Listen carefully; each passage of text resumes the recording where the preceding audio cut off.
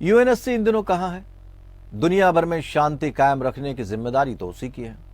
फिर अब तक के उसके प्रयास क्या रहे? अमेरिका इन दिनों क्या कर रहा है? आखिर कोई भी देश रूस या यूक्रेन को रोकने की कोशिश युद्ध स्तर पर क्यों नहीं कर रहा? यूक्रेन इतना नुकसान उठाने के बाद भी अपने शहरों को कब्रिस्तान बनते क्यों देख रहा है? युद्ध में इंसानियत को लहूलुहान क्यों किया जा रहा है? क्या जागीर से सस्ती है इंसान की कीमत?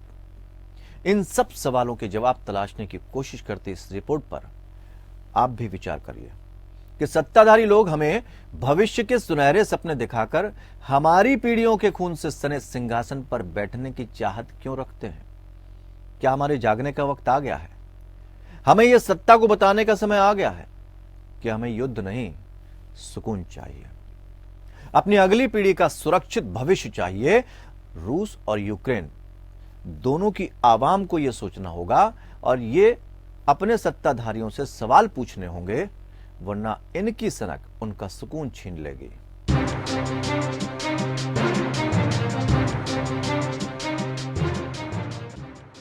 दो विश्व युद्ध और तमाम छोटे बड़े युद्धों को झेल चुकी दुनिया को और क्या सबक चाहिए जो यूक्रेन और रूस के बीच चल रहे इस घमासान को रोक सके? क्या वाकई किसी भी देश की आवाम को युद्ध की जरूरत होती है? ऐसे तमाम सवाल लोगों के जहन में कौंध रहे होंगे, लेकिन अफसोस इस बात का है कि जवाब देने वालों की जुबान पर इन दिनों ताला पड़ा हुआ है। संयुक्त राष्ट्र सुरक्षा परिषद संयुक्त राष्ट्र संघ के 6 प्रमुख हिस्सों में से एक है। इसका प्रमुख काम ही दुनिया भर में शांति और सुरक्षा सुनिश्चित करना होता है। यही नहीं, इसके अलावा संयुक्त राष्ट्र संघ में नए सदस्यों को जोड़ना और इसके चार्टर में बदलाव से जुड़ा काम भी सुरक्षा परिषद के काम का हिस्सा है। एक वक्त था जब यूएनएससी का नाम सुनकर कभी दुनिया सुकून महसूस करती थी, लेकिन लगता है कि यूएनएससी भी लोकल फिल्मी पुलिस की तरह ही काम करने लगा है और महत्वपूर्ण मौकों पर खामोशी की चादर ओढ़कर सो जाता है। आज जब दुनिया को सुकून चाहिए, उस दौर में वो युद्ध रोक नहीं पा रहा है और मनमानी करने वाली बड़ी ताकतें किसी अजगर की तरह छोटे और कमजोर देशों को लगातार उसकी आंखों के सामने निगलती जा रही हैं। रूस यूक्रेन के इस युद्ध में शहर कब्रिस्तान में बदलते जा रहे हैं, लेकिन यूएनएससी आंख, कान और मुंह बंद कर बैठा हुआ है। ऐसे कमजोर रक्षक से तो इसका ना होना ही बेहतर होता है। ऐसे में सवाल ये खड़े हो रहे हैं कि ऐसे बेगैरत संस्था का मतलब क्या है, जो इन दिनों बिना दांतों वाले शेर की तरह दिन ब दिन अपनी कमजोर पड़ती साख को सिर्फ देख सकता है, बल्कि उसे बचाने के लिए कुछ नहीं कर सकता। ऐसे में सवाल ये खड़ा हो रहा है कि आखिर मनमानी करने वाले बिगड़ैल देशों पर लगाम कौन लगाएगा और कमजोर देश किसके सामने अपनी सुरक्षा की गुहार लगाए? इसका जवाब वर्तमान में देना काफी मुश्किल है, क्योंकि अब हर छोटे से छोटे देश के सामने ये सवाल खड़ा हो गया है कि वो खुद को आने वाले समय में कैसे सुरक्षित रख सकेगा। 8 से 10 महीनों का वक्त हो चुका है इस युद्ध को, लेकिन इसके रुकने की संभावना कम ही नजर आने लगी है। ये सवाल तब तक सवाल ही रहेगा जब तक युद्ध पर विराम लगाने की कोशिशें सिर्फ कल्पनाओं तक सीमित हैं। इस मामले पर जानकारों का क्या कुछ कहना है, आइए आपको सुनाते हैं। तो सच्चाई ये है कि जो यूक्रेन को मदद मिल रही है नेटो और अमेरिका से, जब तक वो नहीं रुकेगी तब तक ये लड़ाई मुझे लगता नहीं कि खत्म होगी, या रूस जो है बिल्कुल ऐसी हालात हो जाए कि वो आगे लड़ाई नहीं लड़ पाए, तब ये खत्म हो सकती है।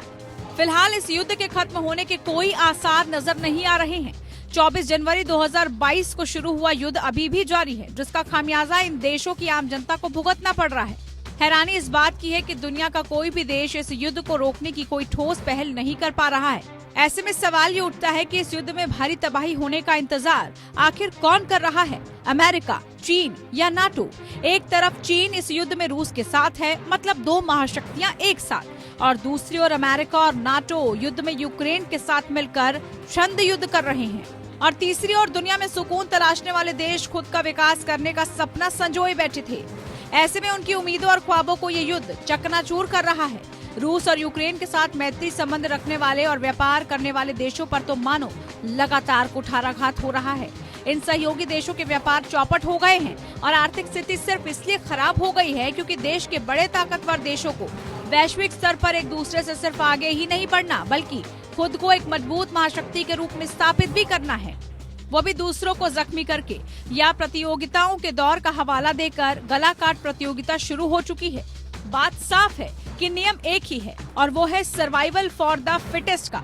अगर आप मजबूत नहीं हैं, अपनी सुरक्षा नहीं कर सकते, तो फिर बड़े देशों का निवाला बनने के लिए तैयार रहें।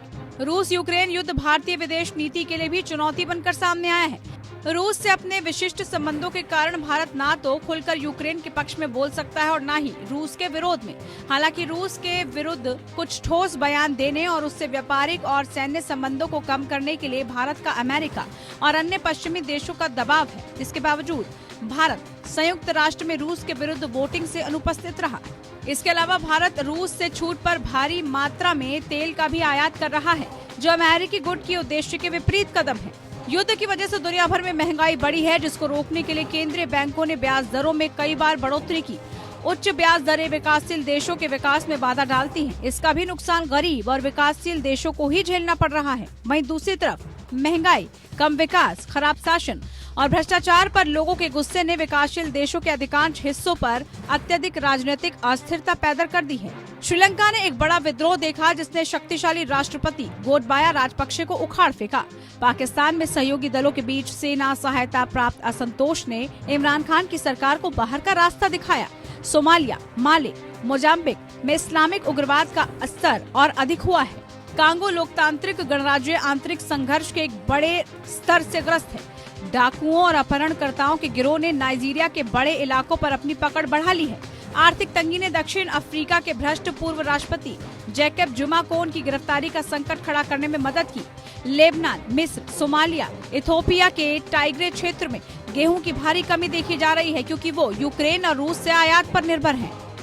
इसमें कोई शक नहीं, अगर ये लड़ाई बंद होनी है तो इसमें किसी न किसी को इनिशिएटिव लेना पड़ेगा, क्योंकि दोनों रूस और यूक्रेन जो लड़ रहे हैं तो पूरे वर्ल्ड के अंदर इसकी नुकसान हुआ है। चाहे आप देखें फूड, फर्टिलाइजर और फ्यूल की जो कॉस्ट है पूरे वर्ल्ड के अंदर बहुत ज़्यादा हो गई है। और जिस प्रकार से रूस और यूक्रेन को ग्रेनरी माना जाता है पूरे वर्ल्ड की, उसके अंदर भी देखो आज की तारीख में अफ्रीका और मिडिल ईस्ट में लोगों के पास खाने को नहीं है। अधिकांश लैटिन अमेरिका ने वामपंथियों के झुकाव के साथ शासन परिवर्तन देखा है। कोलंबिया हाल ही में Mexico, Argentina, Chile, Peru, Bolivia, Venezuela और क्यूबा की कतार में शामिल हो गया है। ब्राजील में भी भारी उथल पुथल देखने को मिल रही है। इतना नुकसान उठाने के बाद भी इस युद्ध के खत्म होने के आसार नजर नहीं आ रहे हैं, बल्कि नए कमांडर के बदले जाने को युद्ध के और विभत्स होने से जोड़कर देखा जा रहा है। दुनिया में अस्थिरता जारी है। जिम्मेदार देश कितना जिम्मेदार है ये दुनिया देख रही है। दुनिया एक बड़े सदमे से गुजर रही है। ऐसे में ये किसी आने वाली प्रलय के संकेत तो नहीं दे रहे हैं। ये युद्ध इंसान की फितरत में शामिल है, लेकिन इसकी प्रतिक्रिया जब धरती देना शुरू करेगी तो उसका जवाब इंसान के पास भी नहीं होगा। युद्ध के अंत का इंतजार कहीं इंसान के वजूद को ही खतरे में न डाल दे। Bureau report, APN world.